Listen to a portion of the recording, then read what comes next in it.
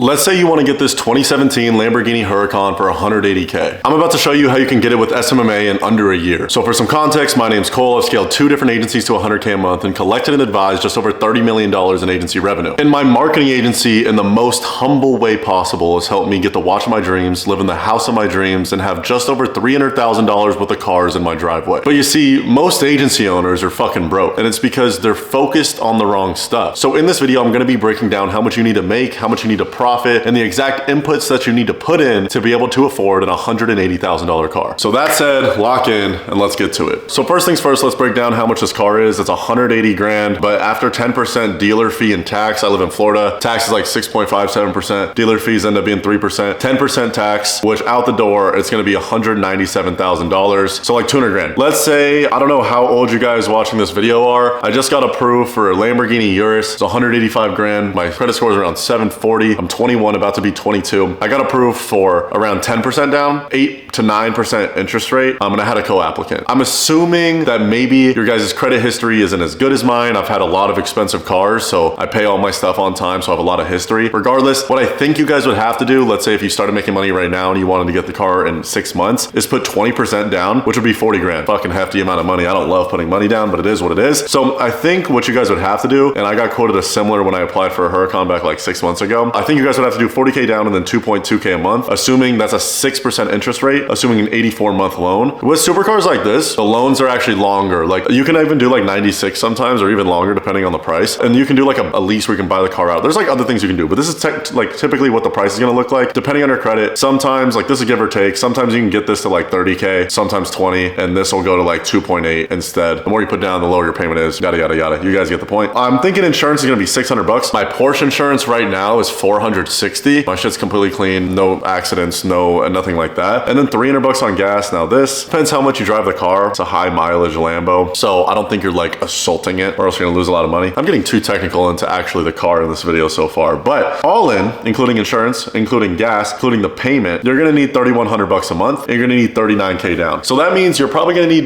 multiple like 200 grand liquid, maybe 150 liquid at the very least, and you're gonna need to be making a significant amount of money. When we're talking like Dave Ramsey, like financial advice, what you should do, it should be 8 to 10% of your income monthly should go to your car payment, your car note, and spending money on cars. Us being people in the entrepreneur world, I think 15% is fine, right? Depending on what your other money is, you're gonna have to do that math. But 15% rule, your income goes to your car, means we need 20.6K a month in profit to be able to afford the Lamborghini Huracan. 20.6K a month in profit, assuming a 65% profit margin, which is pretty healthy for an agency, a done-for-you agency, if you're still involved in the business. If you're not, it's gonna suffer a little bit. I would say we can even get this higher just depending what everything looks like. So if you wanna be profiting 20.6K a month with that 65% margin, we're gonna be needing to do around $32,000 a month in revenue. If you guys think about it, you do 32K a month, that's really not that much to be able to have a Huracan. You see people like talking about $300,000 a month. Dude, if you guys profit 30K a month, I promise you can live the life of your fucking dreams without ever looking at any single thing again. If you make 40K a month in profit, you're gonna be able to live in a nice house with a nice watch, cars that you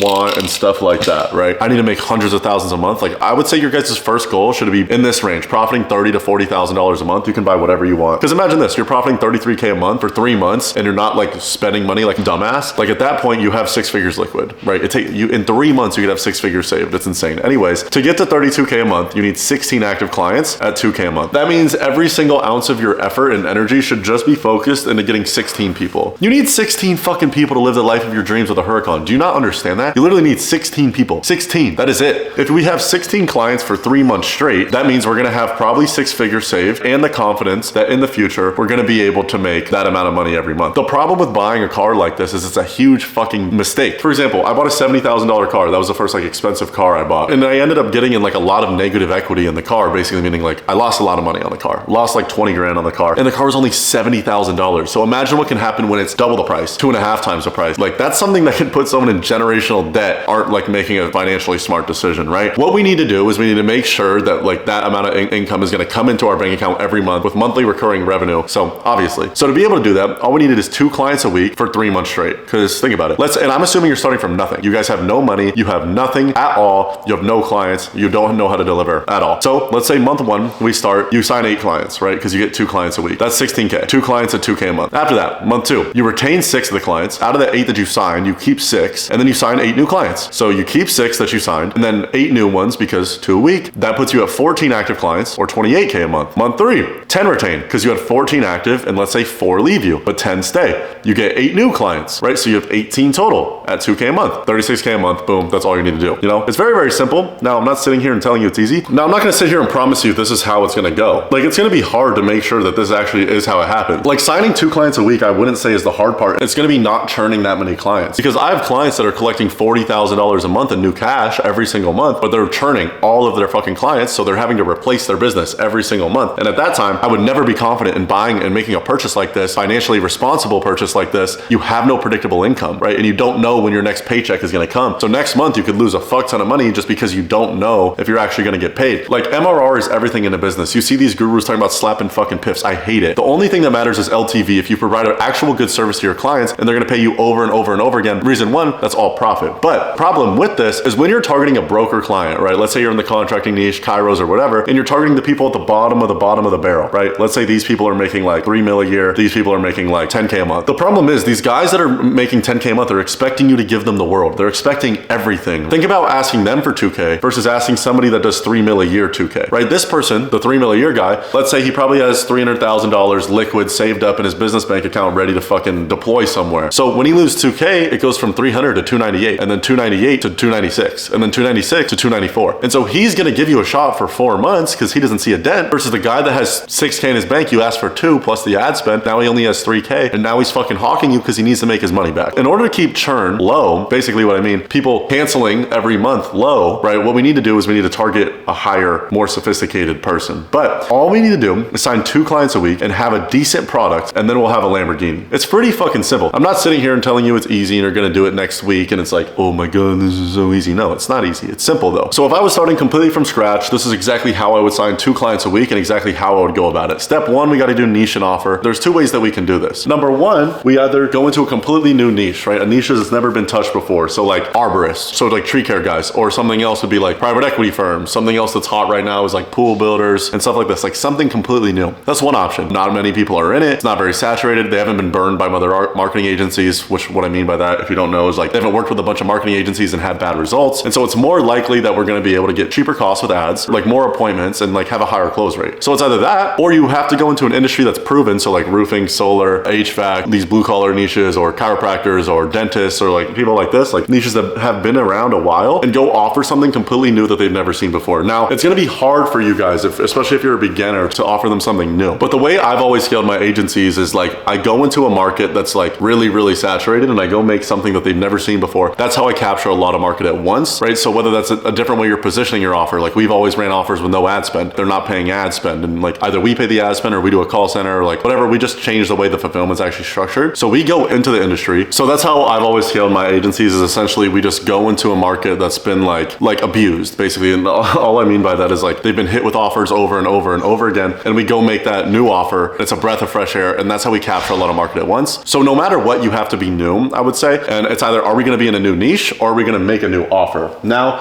so first, niche and offer, that's how I would do it. So either go into something new or offer something new to an already established market. The way we're going to set these appointments basically, and like outreach and like get clients, because that's the only fucking important thing, is getting clients and delivering for the clients. That's everything you need to be focused on. If you're focused on anything but that, you shouldn't be. And like, that's literally all that matters. So Facebook ads is going to be the fastest way. Facebook ads. What we're going to need to do is get an $800 cost per acquisition. And all the cost per acquisition is how much it costs us to land the client. Because obviously we're paying Facebook for traffic. We're like, hey, Facebook, I'm going to give you money. Can I be on your platform? Can you get me more eyeballs? And so basically I'll pay Facebook $800. I get a client in return. I get a client for 2K a month. So 2K a month, I spend $800. I make $2,000. It's a pretty decent return. Now keep in mind that all these numbers I'm going over are worst case scenario. These are the worst kind of numbers that I'd want them to be at if I was running a funnel like this. $800 cost per acquisition. If we want to land 2 clients a week and one client costs us $800, we have to spend $1,600 a week. Turns out to around 210, 220 bucks a day. Let's say we're spending 210, 220 bucks a day. We need to get a $20 lead cost. So it'd be around what, 10, 11 leads a day. Out of 10 and 11 leads, half of those book calls. So 5 to 6 book calls. And so we're booking calls for 40 bucks. 60% show up. So $70 for a cost per qualified shown call, or 10% of those close. If a shown good call is costing us 70 bucks, out of 10 of those, 1 closes, that's $700 to acquire a client. That's ballpark. Now, these are what the numbers should look like vaguely, right? If things look a little different, that's okay. But like literally, if your numbers don't look something like this, then something is probably wrong. And literally if it's like, okay, let's say you're not getting leads for 20 bucks. All right, then you need to fix your ads. Let's say you're not booking calls for the good price. Okay, maybe you have to fix your ads or your funnel, right? Let's say your show rate's low. You just need to implement the things I'm going to tell you to do later for show rate. All right, let's say your close rate's low. Then we just need to start training sales. Now we can do cold outreach, especially if you guys don't have capital to start. It's just going to be slower and it's just going to be harder to do. I'm not saying it's impossible, but it's just going to be something like time isn't going to be on your side, right? Like if I was going to be willing to bet like, okay, I need to make the person watching this get a Huracan in the next 6 months or I'm going to die and my whole family's going to die. I'm going to put them doing paid ads. It is what it is. It's going to be uncomfortable. You might lose money at the beginning. It's going to be at the end of the day, the fastest way to scale because you're going to get the appointments the fastest. You're going to be able to book appointments without having to cold call people or send messages manually. And it's essentially just the fastest way you're going to scale your agency. Some ads to get a $40 cost per book call, like a cost per book call so cheap because a lot of people aren't seeing these types of results, is what we do is we just do statics. So statics would just be like static images. So just like still photos, and they're going to be direct response. So direct response, what that means is 3% of the market, let's say this is the whole market, only 3% of them are in a phase that's ready to buy right now. The rest of these people are in different phases. 30% would be needs convincing. So they need to be convinced they need to buy something. But direct response is the people seeking to get your service. It's the people that are like, hey, I want marketing. So they're just booking calls with a bunch of marketers. Why are we going to target like everyone who doesn't know what they fucking want instead of just the people who know what they want? We can milk this like demographic, this like 3%, depending on your industry, but 100K a month. Like once we're spending thousands a day with direct response ads, which basically just means a direct response. You get a direct response from the market. Do you want this? Do you not want this? So targeting this piece of the market of the 3%, we can go out to this 97% and start to milk it. But our costs are just going to be way more expensive because they don't know what they fucking want. When we're doing statics and direct response ads, basically, again, just meaning you get a direct response, there's a few things we need to do. One, pre-qualifier or call out. So if we were going to have an ad here, and let's just say at the top, you just put roofers. That's the pre-qualifier. You just call out exactly who you want. Next thing is offer. So whatever your offer is, right? Pay per appointment, no ad spend. Get appointments with no ad spend. Pay per job. Pay per close. 90 appointments or whatever. So you have your offer here. And then your risk reversal, which would be like, or you don't pay or whatever. Then you can have a CTA here. So I have 100 other videos about ads, which you guys can go check out. And like, I'm not going to dive too deep in this one. So if you want to check that out after this video, go ahead. It's so simple. I would say most people are overthinking it. If your ads aren't working, it's your offer. That's it. So which either means your offer is not strong enough or the people converting on your offer, it's the wrong type of audience and they're not qualified. So I would say that. Next, lead form. We love lead form, especially for like, depending on your industry. Like if you're on an industry where people answer their phone a lot, which is a lot of local service, like home service and like local businesses, because they do all the business over the phone and they have leads calling them all the time. So they answer their phone. I love lead form because we can just get the client's phone number or the potential client's phone number and just call them. And like, we need to be following up a lot or else having a lead form is not even useful, right? Why would we even be getting their phone number if we're not going to call? So the first thing is I would do one qualifier. So this qualifier is going to be whatever your biggest objection is. In roofing, one that we do a lot is like, are you like a business owner? Because we don't take on sales reps. So it'd be like, are you a business owner? Yes or no. If it's no, we don't let them through the form. If it's yes, we let them through the form. The reason why we don't let them through the form if it's no is because we don't want Facebook to think that we're trying to get roofers who aren't business owners. We don't want any non-business owner roofers or whatever industry we're in to be converting on it, right? And the reason is like Facebook's just gonna think that's the type of audience we're looking for when it's not. Facebook is really fucking good, but it's only that good when you're actually like telling it to do the right thing. Treat it like your child. Like you need to reinforce the positive, basically tell them when something's bad. You don't want leads converting unless they're your exact high quality type of lead. Next, call the leads as fast as possible, literally within 30 seconds, within 1 minute, as fast as you can. That's gonna really quantify your success with a lead form funnel. If you're not doing that, there's no purpose of running a lead form. After that, send them straight to a calendar page. Only let them book same day, next day. This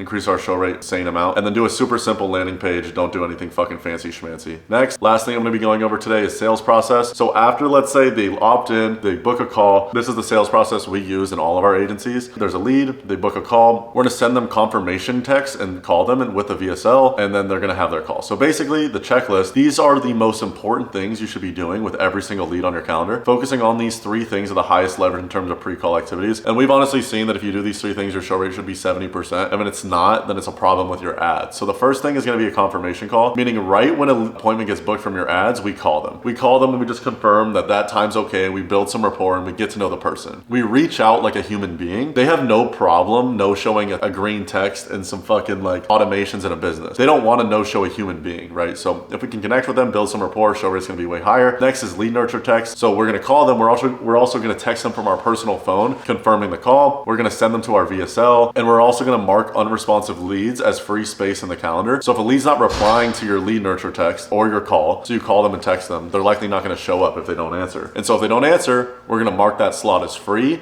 because we would rather likely like have another person book in that slot if they're not going to show up. Next thing is just speed to lead and speed to reply. Make sure you're replying fast and calling fast. Next, something I was talking to you guys about earlier is only do same day and next day bookings, right? So they can only book for tonight. Like I'm recording this at like 5 p.m. so they can only book for today or tomorrow, right? If someone wants to book 6 days in advance, they're likely like not going to close because they don't want to take action now. So number one, we're actually getting like highest quality leads, but more importantly, like they're going to remember they have the call. And the next have automation. So automations that look super automated. Automations that look super automated and super robotic. People are trying to like make their automation seem super like cool and it's like, oh, this is not a robot. People know it's on automation when they fucking get it automatically and when it's green. So stop trying to make it fancy. So we do text automations and we also do lead nurture text with our personal cell. So they're going to get a text from your personal phone and automated. So that'll be it for the video. I appreciate you guys watching. If you enjoyed, DM me on Instagram. It's in the description. Let's connect. DM me. Just shoot me a follow or something like that. And let's connect like I said. But again, I appreciate y'all for watching and I'll catch y'all on the next one.